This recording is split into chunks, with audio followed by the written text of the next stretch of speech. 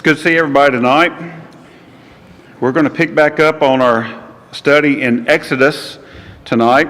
And last time that we were looking at this subject, we were talking about Moses being the messenger of God, and we're going to continue on talking about Moses and what led up to his role as being deliverer and messenger for God.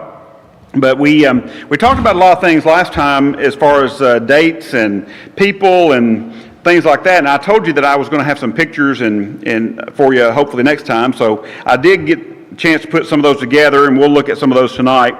Now, some of these things that we'll look at as far as pharaohs and names of pharaohs and things of that sort, just understand, I'm not saying this is exactly what happened, but timelines fall in line with what the Scripture says and what history says, and gives us an idea of who might have been in charge at a given point.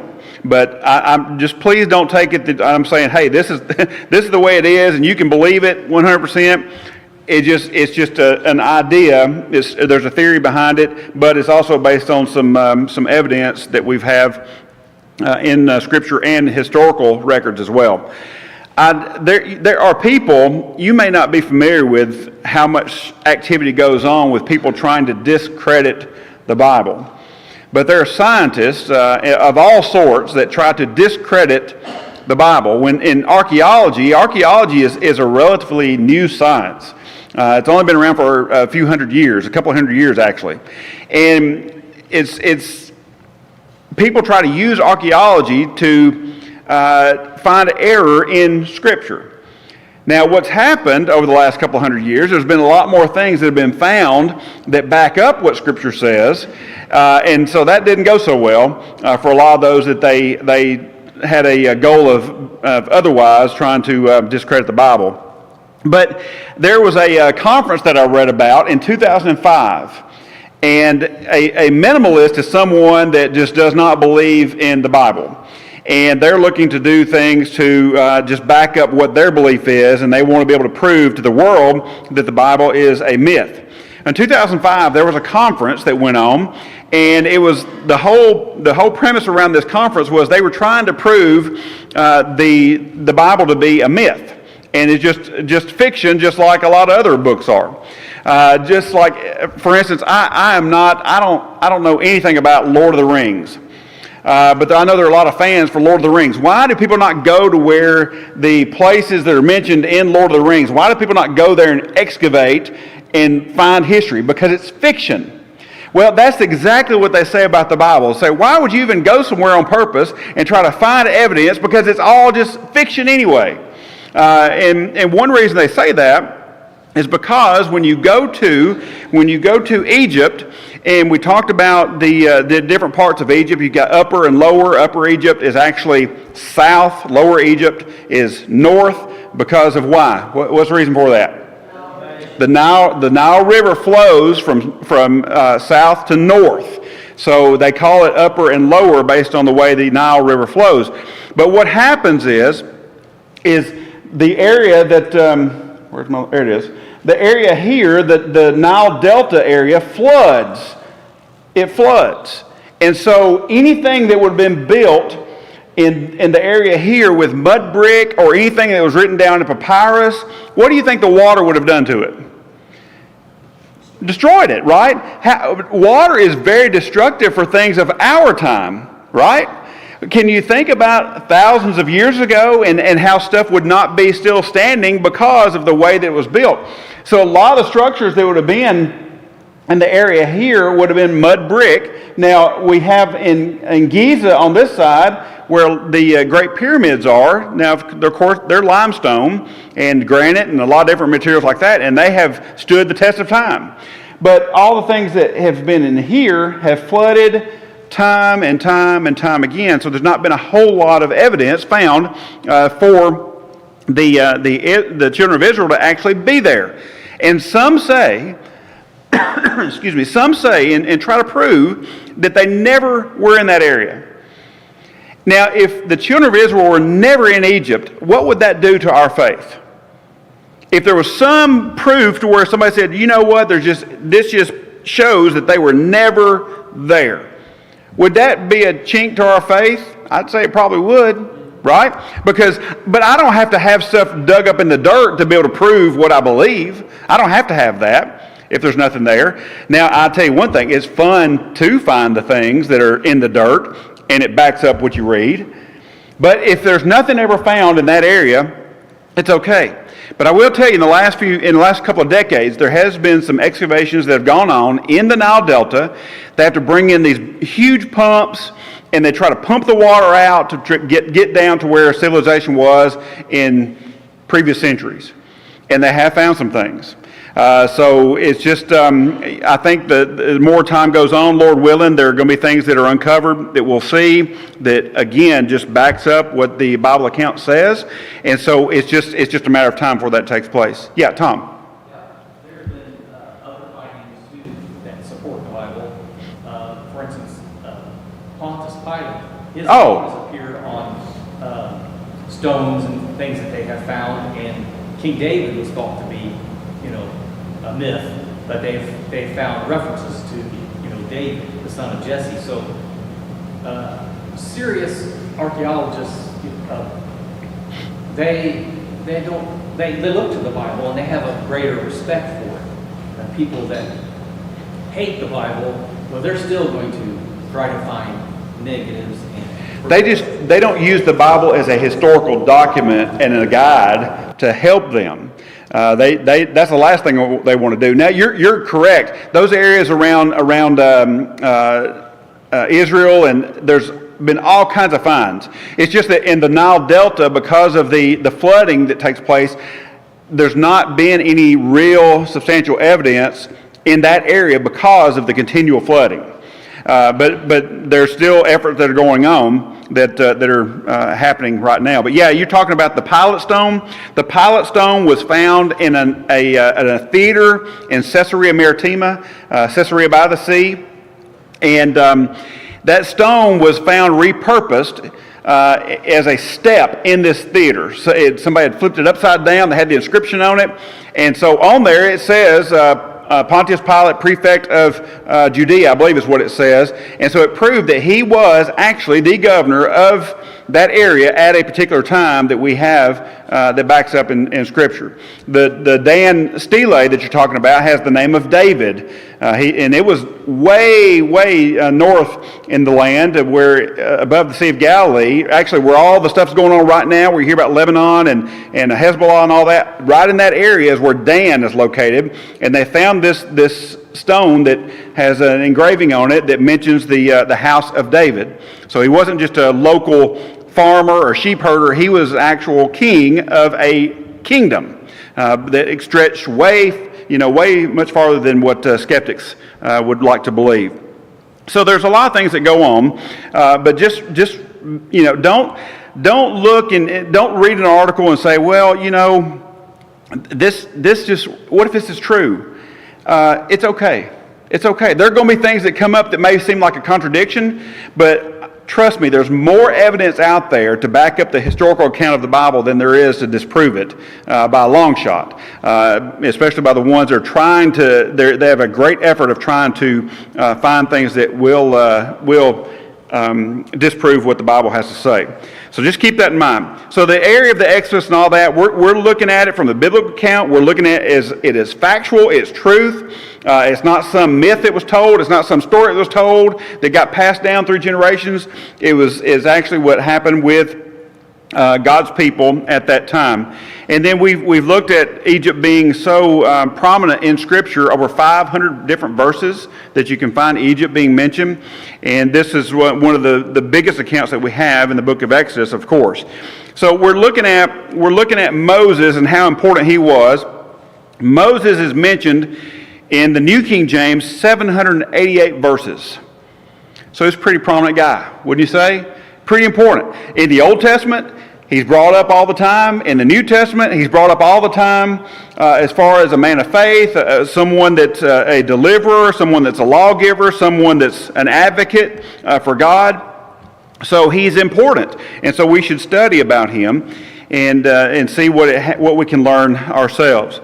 So we're looking at, we went to Exodus chapter 2, well actually the end of Exodus chapter 1, to find out how Moses comes on the scene.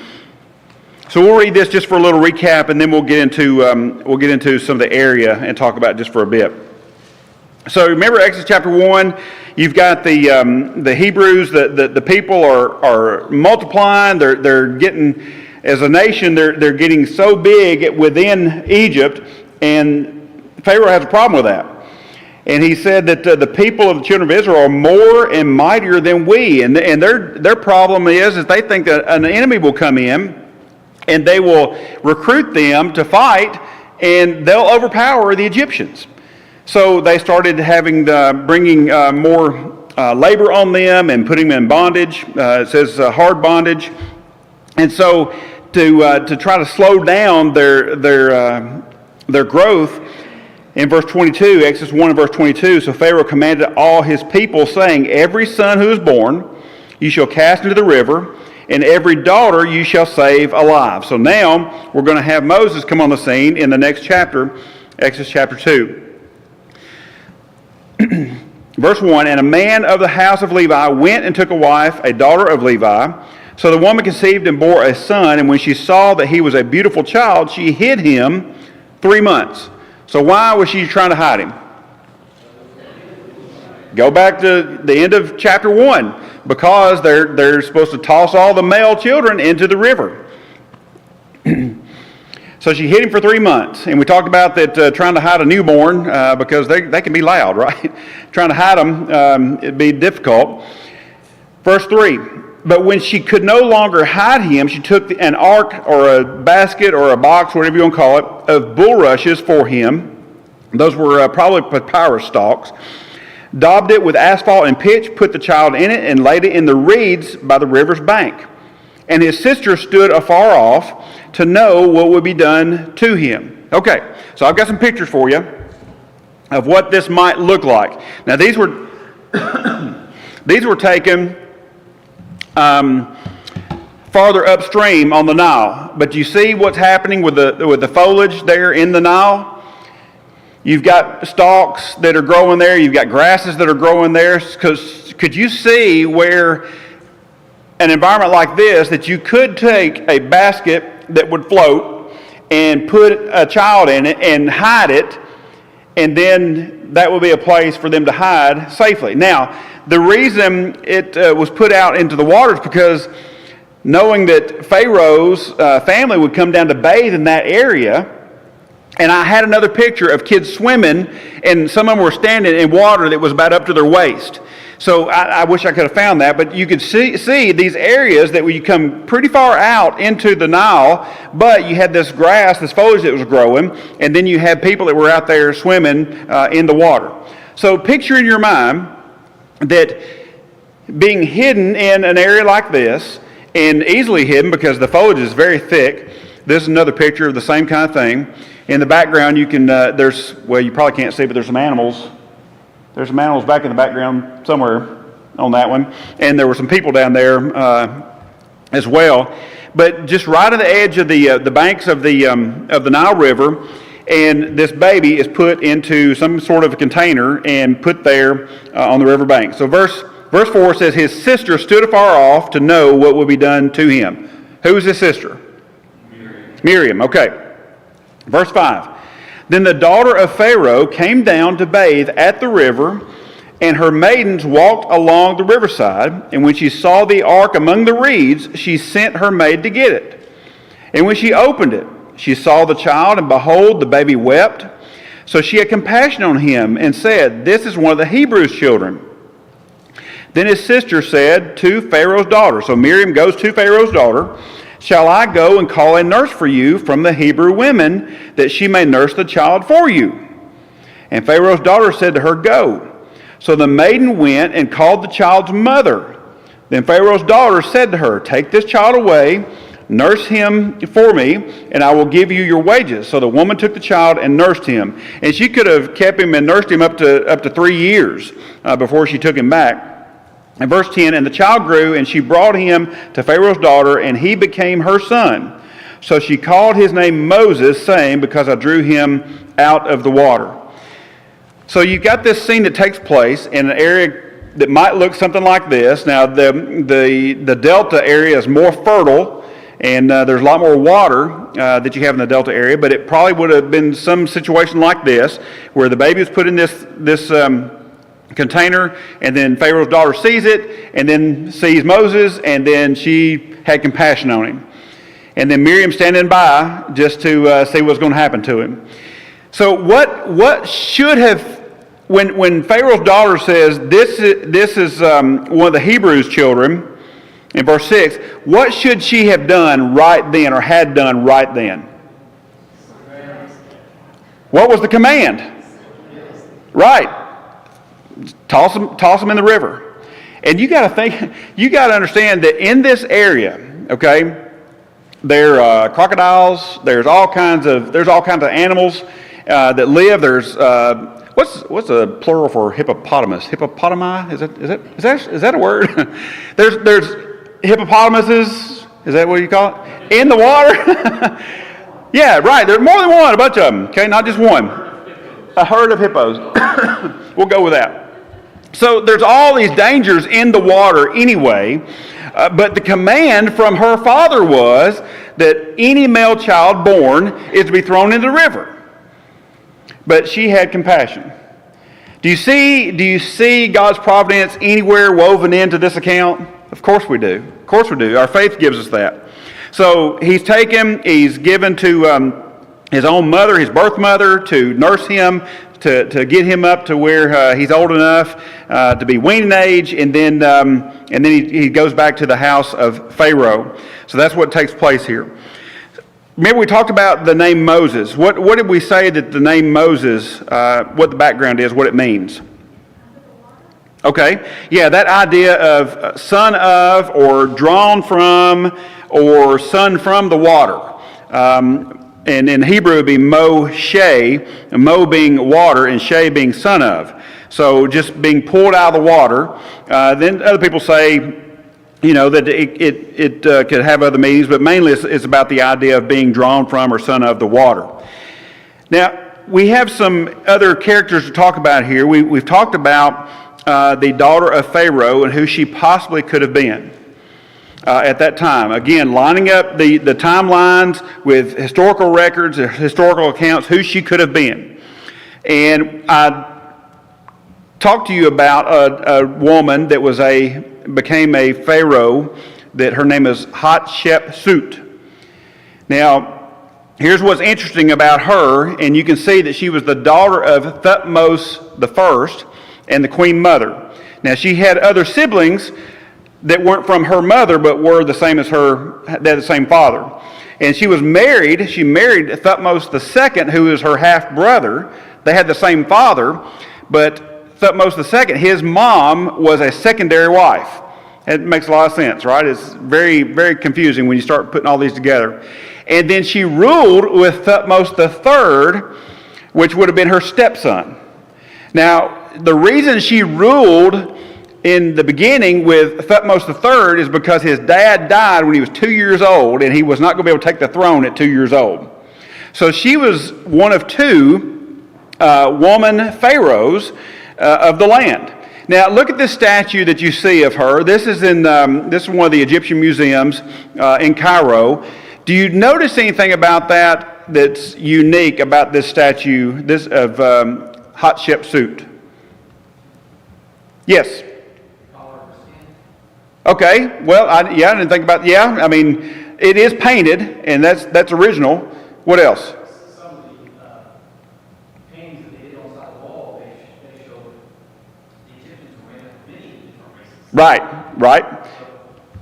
They were diverse society. They were, and they had some foreign leaders that came in and just kind of took over at different times, possibly around the time that Joseph was there, and then the rest of his family later on.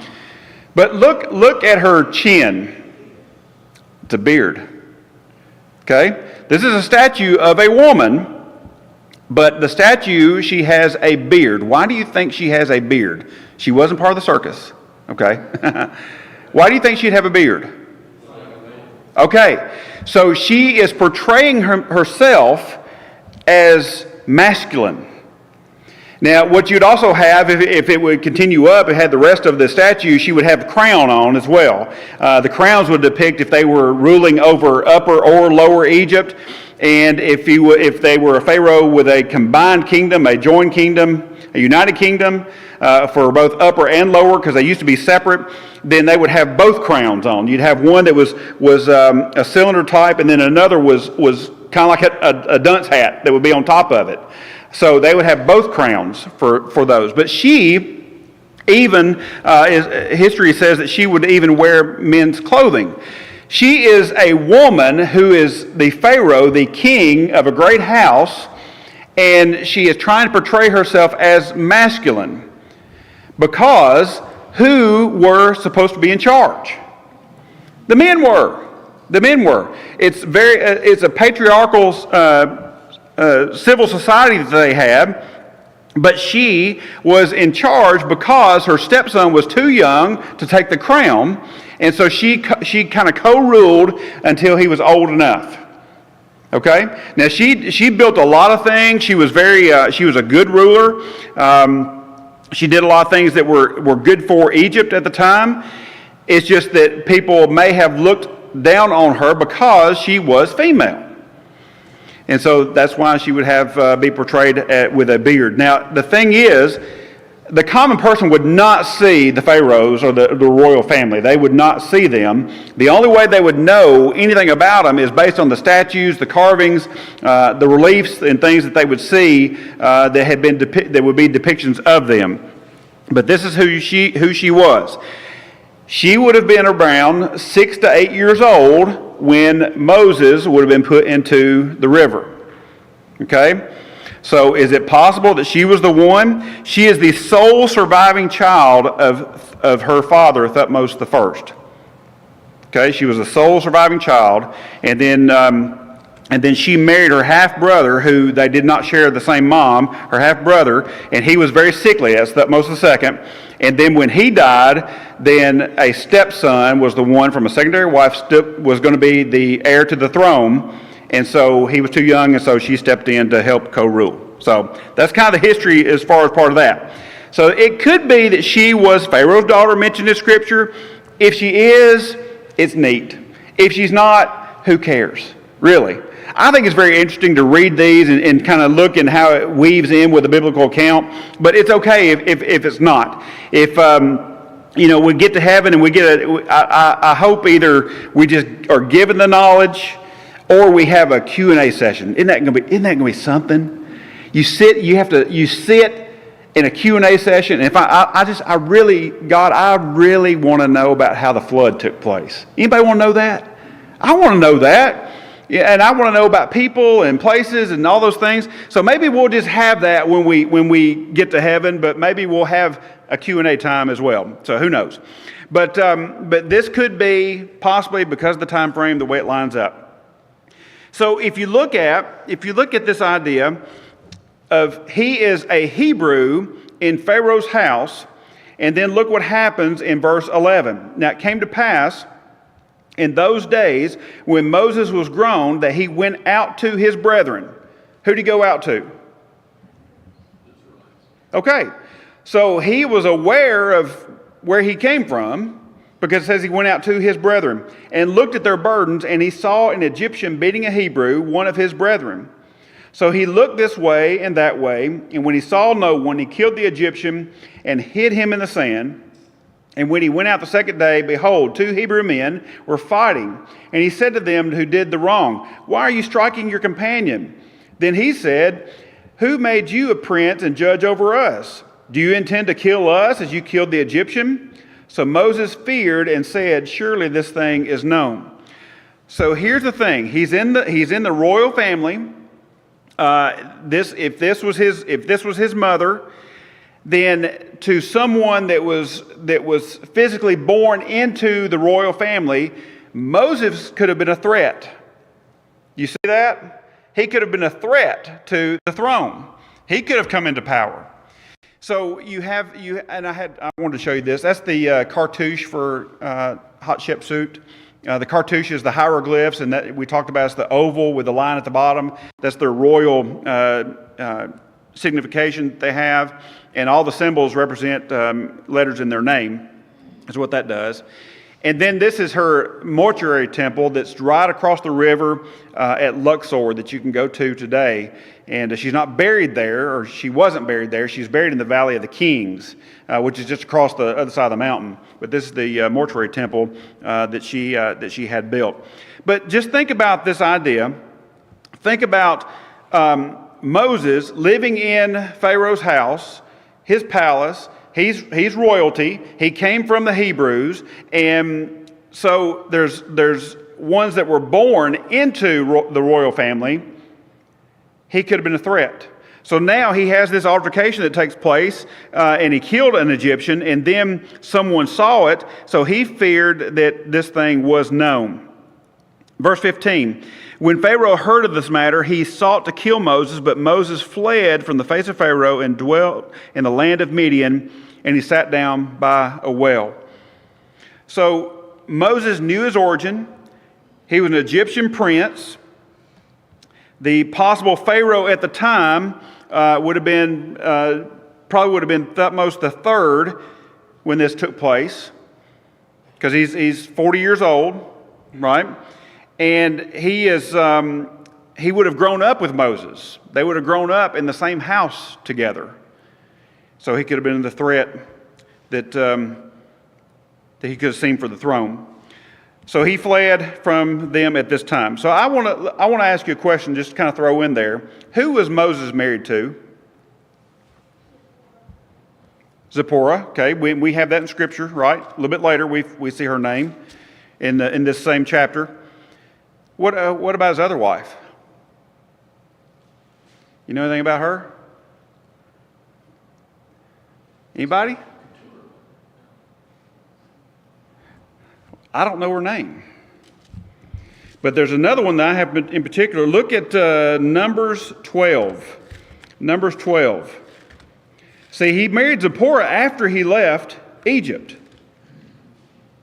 Okay? But this is extra. You don't have to pay anything for this one. I'm just giving it to you. Jochebed, and his dad was Amram. So look at this, in Numbers 12 and verse 1, then Miriam and Aaron spoke against Moses because of the Ethiopian woman whom he had married, for he had married an Ethiopian woman. Okay, so let's look at that.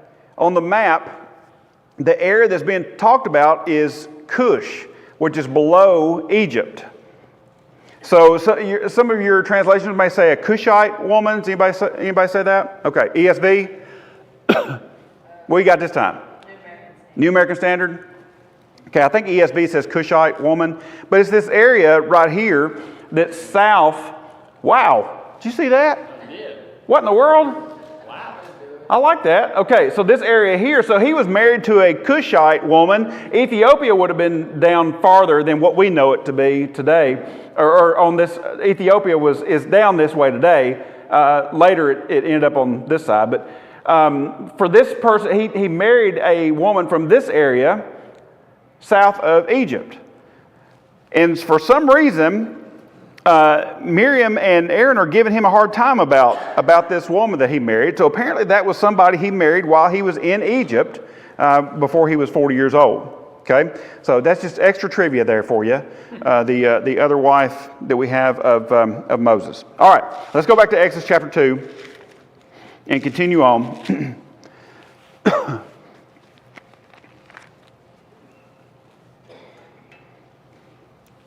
I want to get to a certain point for tonight, and then we'll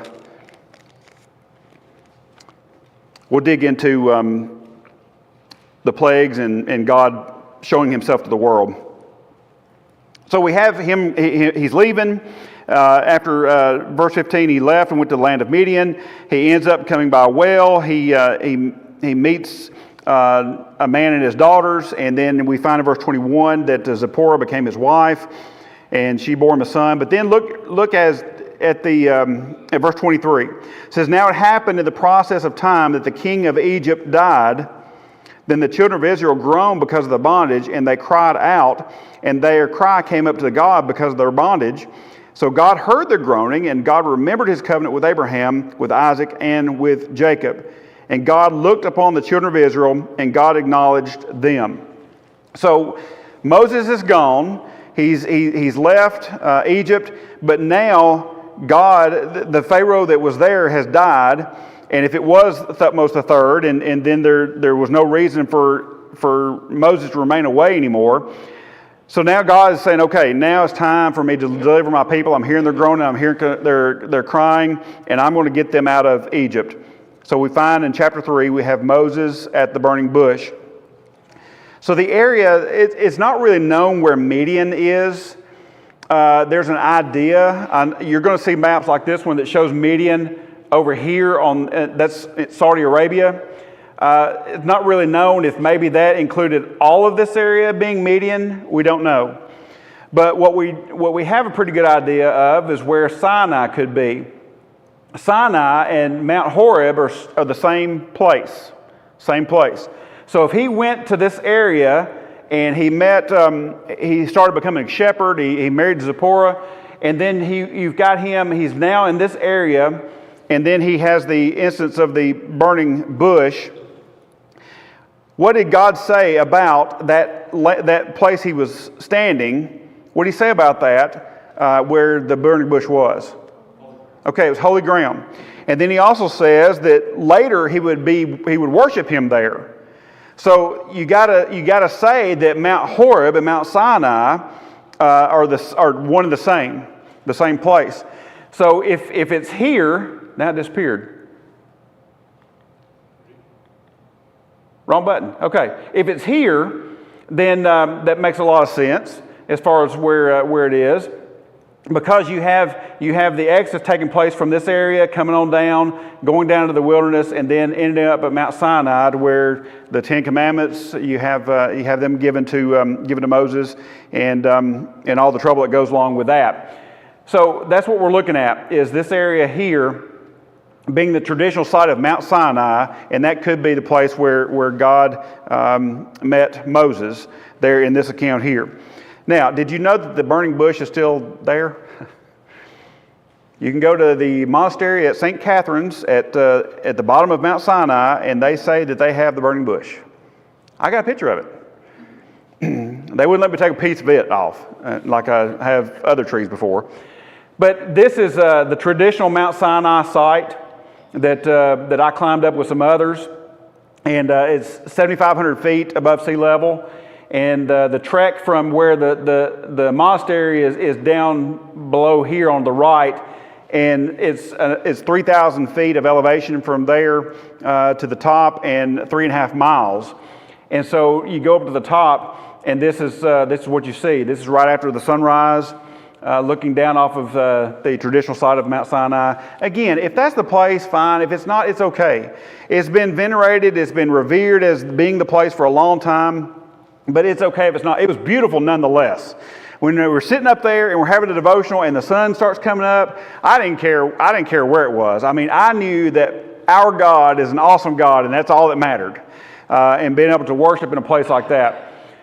But this is at the monastery at St. Catherine's. This is I think the oldest, or right at the oldest monastery in the world in this area.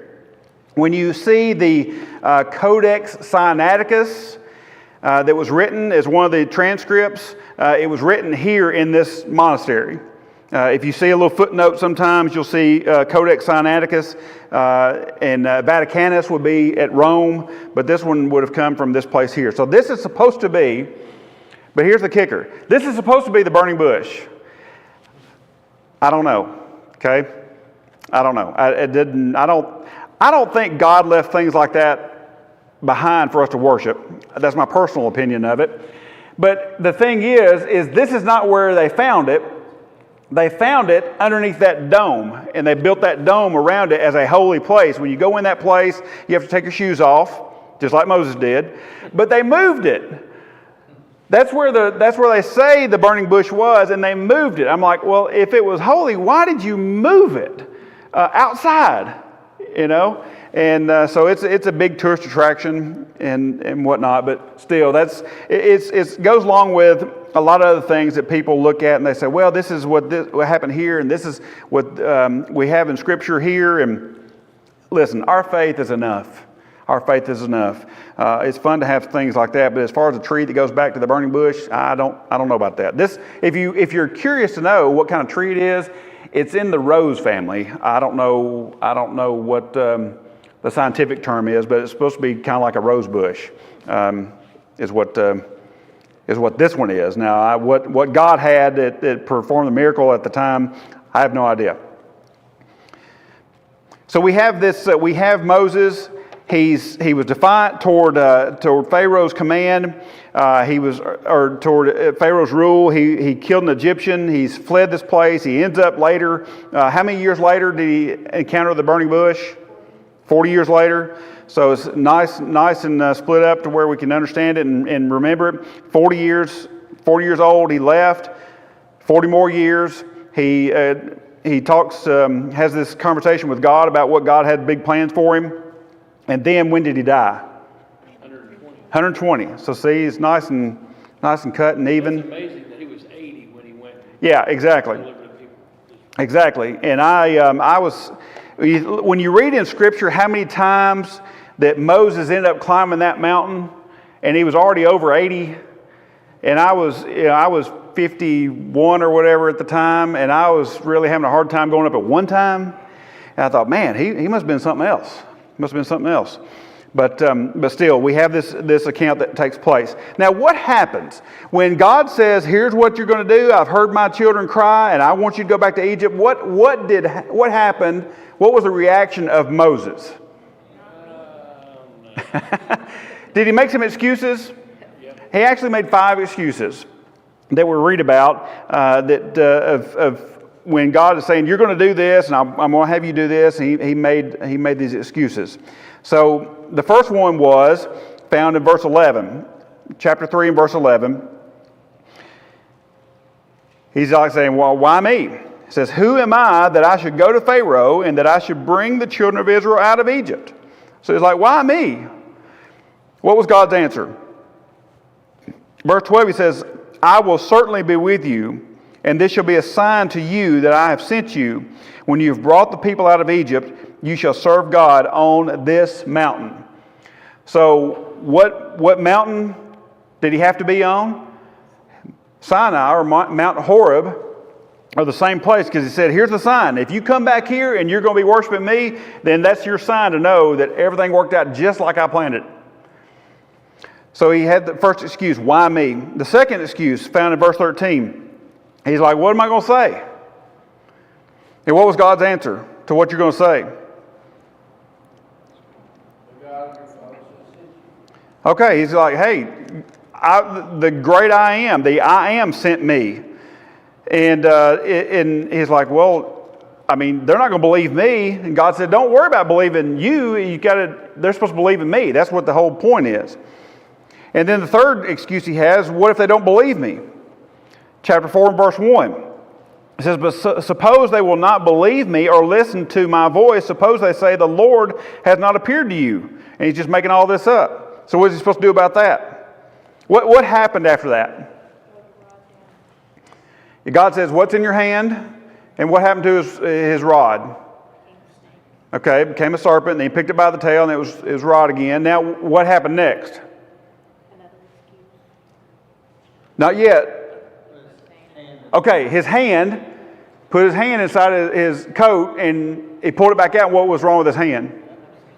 It was leprous. It was white with leprosy. Okay, and then those two things happened, and then what did he say the third thing that he was going to have, that was going to be the sign that that God was who he says he was? Okay, verse 9. "The water which you take from the river will become blood on the dry land." So he's saying, "I'm giving you these signs so you'll believe, and then if you'll believe, I'm going to use them to have other people believe as well." So that's the third excuse. The fourth excuse, he says, "I'm not eloquent, I'm slow of speech and slow of tongue." And what was God's answer in verse 11? Okay, But he said, first off, I'm the one that I made your mouth, and I can put words in your mouth. So it's like, that's not a good excuse. Isn't that a contradiction, though, with Scripture? Where is that a contradiction?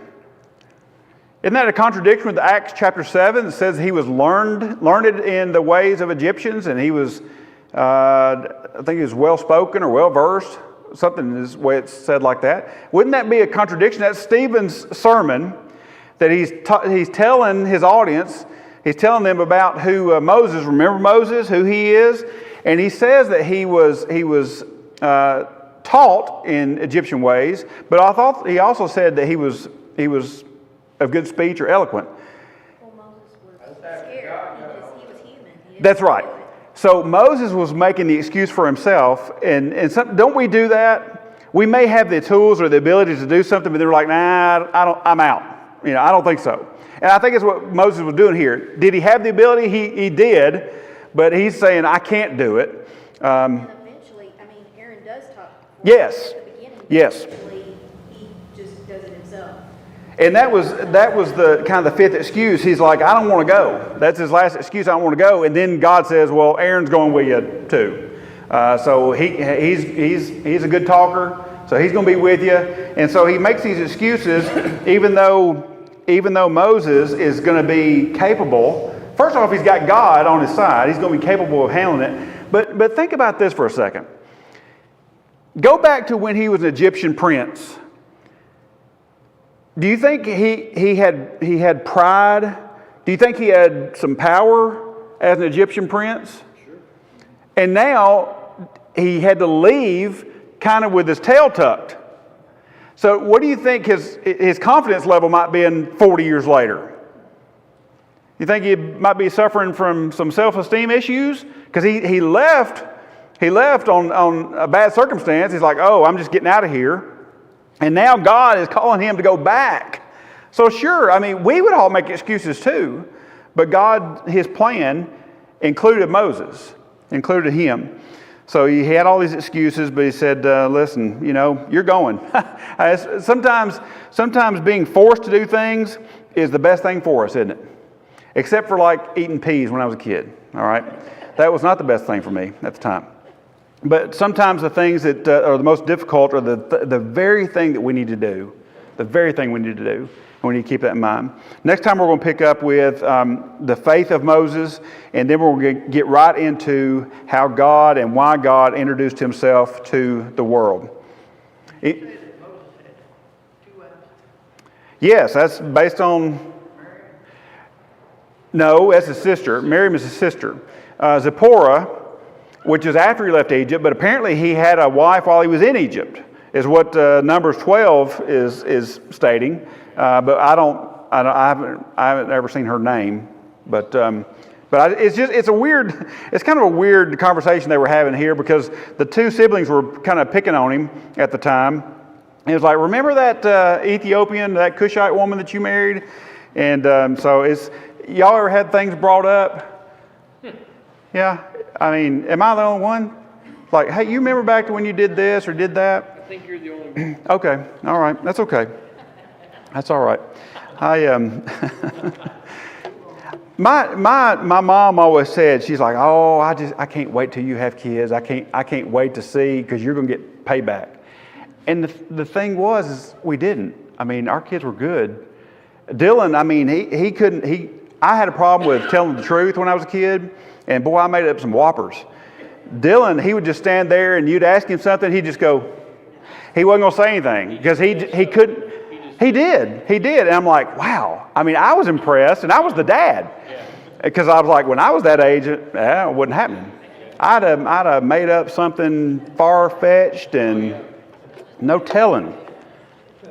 Yeah, now Lily, when she was little, she had some pretty good ones too. But yeah, Dylan, but she grew out of that. But so basically, then Dylan took after his mama.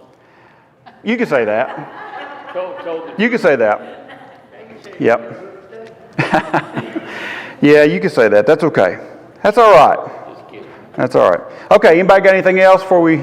I think that's all the pictures I had for you tonight. Y'all can go there and see the burning bush. Another picture